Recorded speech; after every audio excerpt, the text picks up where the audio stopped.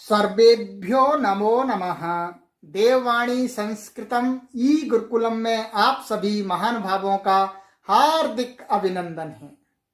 आइए मित्रों, विदुर नीति के 2 श्लोकों पर आज विचार करते हैं।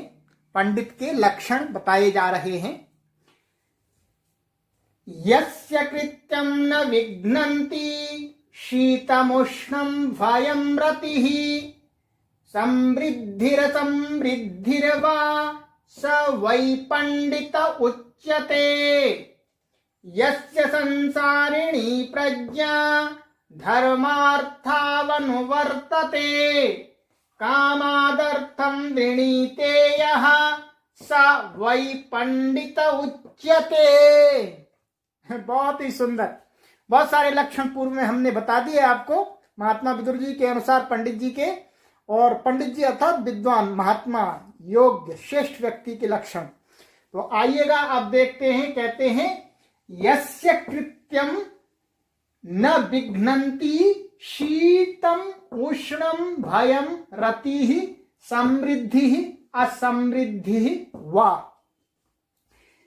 जिस मनुष्य के कार्यों में शीत माने ठंडी, शीत ऋतु आ गई, कभी ठंडी आ गई, उष्णम गर्मी, भयम भय, रति अर्थात विषयों के प्रति आसक्ति, कामनाओं में लिप्त होने की भावना, इच्छा, वासनाओं में लिप्त होने की इच्छा, समृद्धि अर्थात अमीरी, असमृद्धि गरीबी, न विघ्नन्ति उसके कार्यों में बाधा नहीं पैदा कर सकते हैं। ये सारी परिस्थितियां जिस मनुष्य के कार्य में बाधा पैदा नहीं कर सकती हैं, सह वै पंडित उच्यते। उस व्यक्ति को ही पंडित कहना चाहिए, ज्ञानी कहना चाहिए, विद्वान कहना चाहिए, महात्मा कहना चाहिए।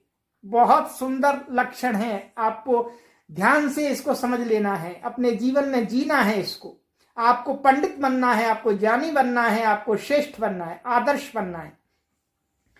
यस्य संसारिणी प्रज्ञा, और कहते हैं जिस मनुष्य की प्रज्ञा माने बुद्धि, जिस मनुष्य की बुद्धि है, जो संसारिणी माने संसार में जीते हुए जिस प्रकार से वो बुद्धि से व्यवहार करता है, धर्मार्थौ अनुवर्तते, वो केवल धर्म और अर्थ अर्थात धर्म पूर्वक अर्थ अर्थात पहले धर्म करता है, धर्म का चिंतन करता है, फिर अर्थ को कमाता है, उसका ही अनुसरण करता है, धर्म और अर्थ का।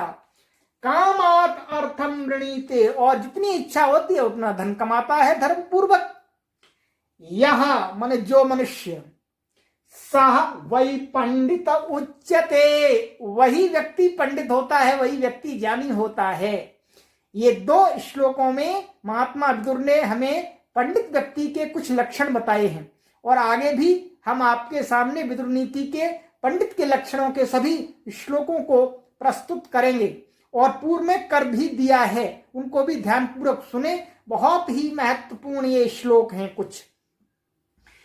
तो अब आपको यह समझ में आ गया कि पंडित व्यक्ति किसको बोलते हैं, जिसके कार्यों में ठंडी, गर्मी, भय और वासनाओं में लिप्तता, गरीबी, अमीरी ये बाधक नहीं बन सकती हैं। वो निरंतर लगा रहता है। गरीबी आ गई कोई बात नहीं, अमीरी आ गई कोई बात नहीं, भय कहीं किसी ने उत्पन्न कर दिया कोई चिंता की बात नहीं, ठंडी आ गई कोई बात नहीं, गर्मी आ गई कोई बात नहीं। चलते रहते हैं, निरंतर चलते रहते हैं और अपने कार्यों को करते रहते हैं, और अब संसार में जीवन जीते हुए धर्म पूर्वक अर्थ को अपनी इच्छा के अनुसार अर्जित करते हैं और संसार में सुखी रहते हैं। उसको कहते हैं पंडित व्यक्ति। समीचीनम्। इदानीं संस्कृतस्य पर्यायः संस्कृत व्याकरणाभ्यासः। समीचीनम्। आगच्छन्तु। यस्य यत् शब्दस्य पुल्लिंगे षष्ठी विभक्तौ एकवचनं रूपम्। समीचीनम्। यस्य कृत्यं अत्र प्रथमा विभक्ति एकवचनान्तं वर्तते यतो हि विघ्नन्ति क्रियापदम् अस्ति एतानि सर्वाणि पदानि अस्य वाक्यस्य कर्तारः सन्ति समीचीनम् कृत्यं प्रथमा विभक्ति एकवचनान्तं न अव्ययपदम् तो अत्र पश्यतु कृत्यं म आसीत् अत्र मः अनुस्वारः जातः केन मोनुस्वारः सूत्रेण किं भवति हलि परतः पदान्तस्य मकारस्य अनुस्वारः भवति पदान्तमस्ति कृत्यमिति एकं पदं वर्तते पदस्य अन्ते मकारः अस्ति तस्मात् मोनुस्वारः अनुस्वारः कृतः समीचीनं न विघ्नन्ति इति हन धातोः रूपमस्ति वि उपसर्ग पूर्वात् तो घ्नन्ति बहुवचने अस्ति अत्र कर्तारः अनेके सन्ति तस्मात् विघ्नन्ति शीतम् उष्णं भयं रतिः एतानि सर्वाणि पदानि प्रथमा विभक्ति एकवचनान्तानि समीचीनम् समृद्धि अपि प्रथमान्तम् एकवचनान्तम् अत्र रु ससजुषो रुः इति रु रेफस्य रेफः अत्र दृश्यते अत्र विसर्गः न भवति यतो हि खरवसानयोर्विसर्जनीयः न अत्र खरि परे अस्ति न अवसानं विद्यते तस्मात् र एव अवशिष्यते समृद्धिः तो असमृद्धिः न समृद्धिः असमृद्धिः अत्र समासः कथमस्ति न समृद्धिः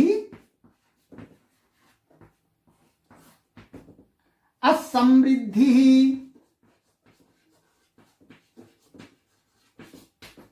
नै तत्पुरुष समासः समीचीनं तो सरलम् अस्ति अत्र काठिन्यं किमपि नास्ति पुनः अत्र अग्रे खरनास्ति तस्मात् रोः रेफः अवशिष्यते सः वै अत्र सः इत्यस्य विसर्गस्य लोपः एतत्तदोः सुलोपो कोरनैः समासे हलि इति तत्सम्बन्धिनः विसर्गस्य सकारस्य लोपः भवति खलु विसर्गस्य तु न सकारस्य लोपः भवति हलि परतः नित्यम् अत्र हल् अस्ति पंडितः उच्यते अत्रापि पंडितः एवमासीत् पुनः पूर्वत् भो भगो अघो अपूर्वस्य योषि लोपः शाकल्यस्य इति सूत्रद्वयेन विसर्ग रेफ इत्यादिकं किमपि आसीत्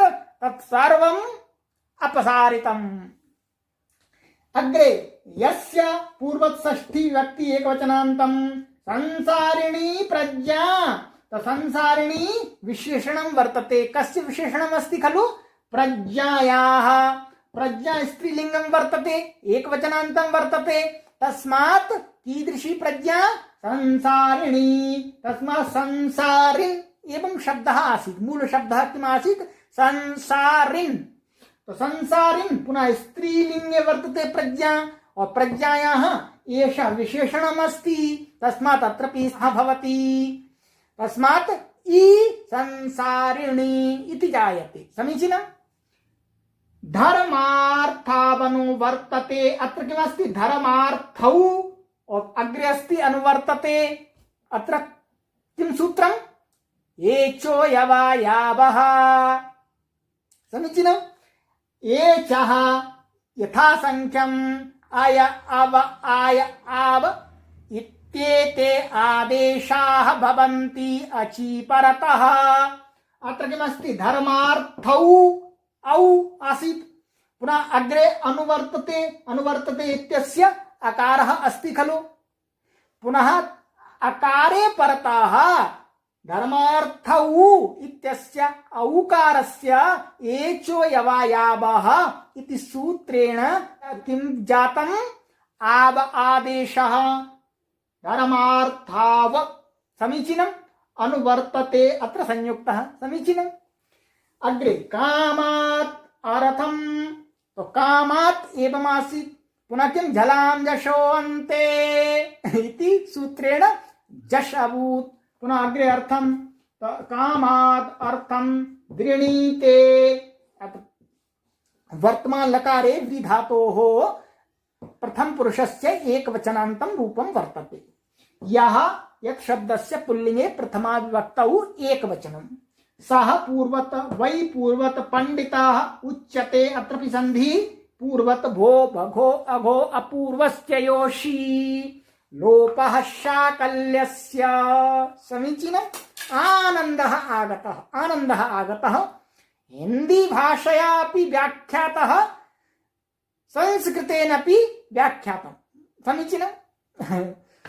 दोनों प्रकार के लोगों के लिए मैंने ये उपयोगी बना दिया। समीचीनम्।